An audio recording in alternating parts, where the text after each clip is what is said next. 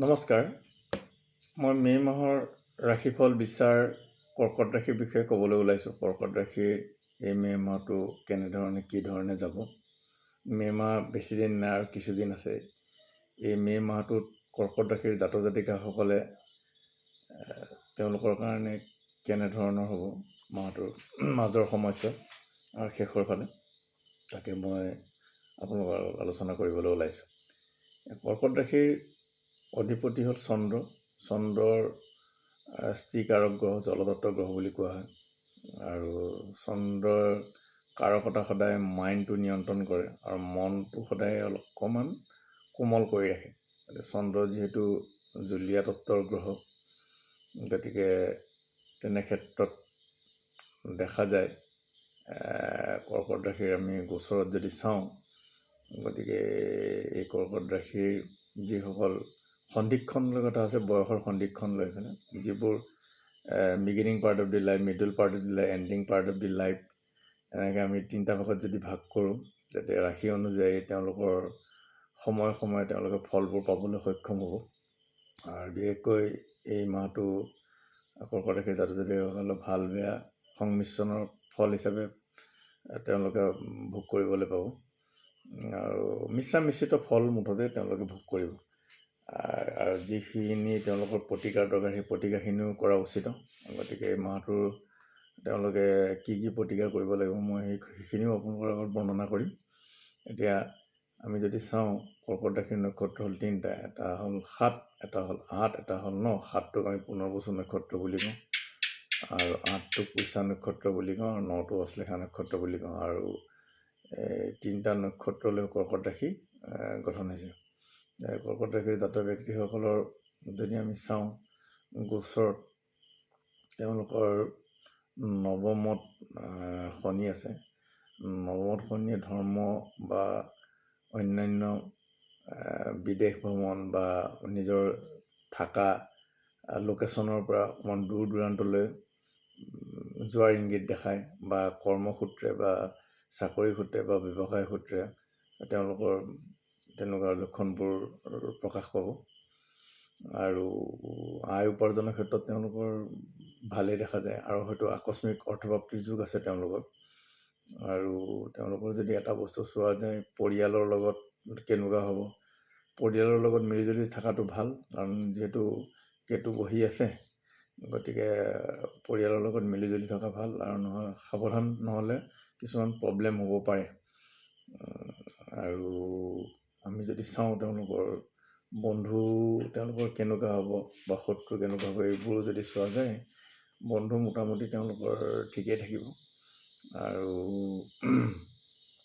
আৰু তেওঁলোকৰ যদি ব্যয়টো যদি চোৱা যায়, শুভ কাৰ্যত ব্যয়বোৰ বেছি হ'ব। বিশেষকৈ যিকোনো ঘৰুৱা কাম কাজত, ভাল উৎসৱ পাৰ্বণ বা তেনেধৰণে কিবা কিবি কাম বা অন্যান্য শুভ কামবিলাকত তেওঁলোকৰ খৰচাটো বেছি হ'ব আৰু মে' মাহটোত। আৰু তেওঁলোকৰ আয় যথেষ্টখিনি উপাৰ্জন হ'ব। আৰু তেওঁলোকৰ আগ্ৰাসী টাইপত কৰ্ম কৰাৰ যোগ দেখা যায়। আৰু যিহেতু ৰবি একাদশতো আহিছে, গতিকে ৰবিয়ে গোচৰত ভাল উপাৰ্জন কৰিবলৈ তেওঁলোকক সুবিধা কৰাই দিব। আৰু মঙলটো তেওঁলোকৰ আগ্ৰাসী ৰূপত কৰ্ম কৰিবৰ কাৰণে তেওঁলোকক আগবঢ়াই নিব। গতিকে এতিয়া তেওঁলোকৰ মোটামুটি তেওঁলোকৰ ভাল বুলিয়ে ক'ব পাৰি। আৰু কিছু অসুবিধাৰ কাৰণে হয়তো গ্ৰহৰ প্ৰতিকাৰখিনি কৰি লোৱাটো ভাল। আৰু তেওঁলোকে যদি এতিয়া এই মাহটোত যদি কিবা প্ৰতিকাৰ কৰিম বুলি ভাবিছে, কৰিলে কেতুৰ প্ৰতিকাৰটো কৰিব পাৰে। আৰু তেওঁলোকে প্ৰতিকাৰ কৰিলে কৰ্কট ৰাশিৰ জাতক জাতিকাসকলে বুধৰ প্ৰতিকাৰটো কৰিব পাৰে। আৰু ৰবিৰ প্ৰতিকাৰটো কৰিব পাৰে। ৰবি, বুধ আৰু কেতু, এই তিনিটা গ্ৰহৰ প্ৰতিকাৰটো কৰিলে তেওঁলোকে সফল হ'ব। ৰবিৰ কাৰণে তেওঁলোকে এটা শিৱ মন্দিৰত গৈ পেলাই ধূপ দীপ চাকি জ্বলাই তেওঁলোকে নাৰিকল পূজাৰীক বা আপ্যায়ন কৰিলে হ'ল। নাৰিকল, বুট, মুগ, ফল মূল আদি এইবোৰ দি পূজাৰীক দান দক্ষিণাৰ সৈতে আপ্যায়ন কৰিলে হ'ল। আৰু এটা সংকল্প কৰাই পেলাই পূজা পাঠটো কৰি দিয়াটো ভাল। আৰু কেতুৰ কাৰণে অন্ধ মানুহক ক্ষমা কৰোৱাটো ভাল। উপযুক্ত তিথি বাৰ নক্ষত্ৰ আছে, সকলো গ্ৰহৰ দান দক্ষিণা বা গ্ৰহৰ প্ৰতিকাৰ কৰিলে উপযুক্ত তিথি বাৰ নক্ষত্ৰ চাই পেলাই কৰি লোৱাটো উচিত। আৰু তেওঁলোকে কেতুৰ কাৰণে গণেশ পূজা কৰিব পাৰে। বুধবাৰে গণেশ পূজা বা গণেশ মন্দিৰত গৈ গণেশৰ ধূপ দ্বীপ চাকি জ্বলাব পাৰে গণেশৰ নামত। আৰু অন্ধ মানুহক ক্ষমা কৰিব পাৰে কেতুৰ কাৰণে।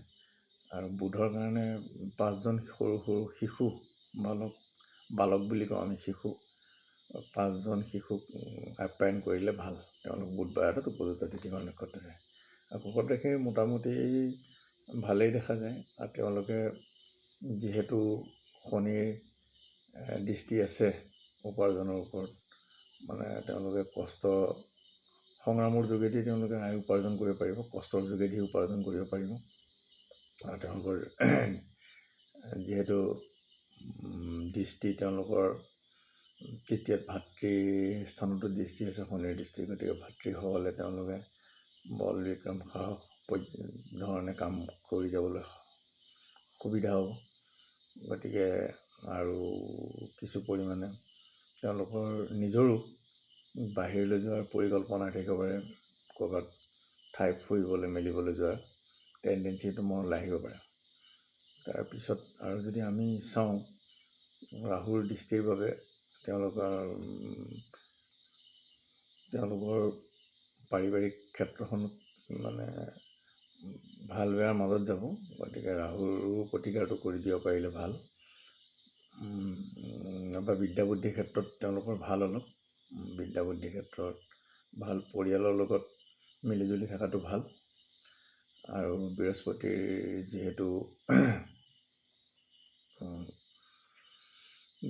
যিহেতু দৃষ্টি আছে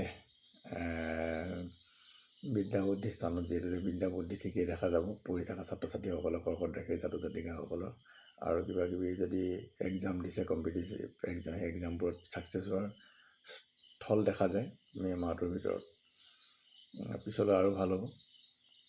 আৰু তেওঁলোকৰ মাতৃ যদি আছে, মাতৃসকলৰ লগত তেওঁলোকৰ ভালেই দেখা যায় সম্পৰ্কটো। আৰু তেওঁলোকৰ শত্ৰু বৰ বেছি প্ৰবল কৰিব নোৱাৰে। শত্ৰুৱে তেওঁলোকে নিস্তেজ হৈ থাকিব। আৰু তেওঁলোকৰ ভাল কিছুমান যোগ আছে, যোগবোৰ সময় অনুযোগী তেওঁলোকে ভাল ফল প্ৰদান তেওঁলোকৰ হ'ব। আৰু গ্ৰহৰ বিধি বিধানৰে গ্ৰহৰ প্ৰতিকাৰখিনি যদি মঠ মন্দিৰ দৌল দেৱালয় আৰু দান লোৱা ব্যক্তিক যদি উপযুক্ত তিথি বাৰ নক্ষত্ৰ মতে দান দক্ষিণাখিনি কৰে, তেওঁলোকে নিশ্চয় ভাল ফল লাভ কৰিবলৈ সক্ষম হ'ব। ধন্যবাদ।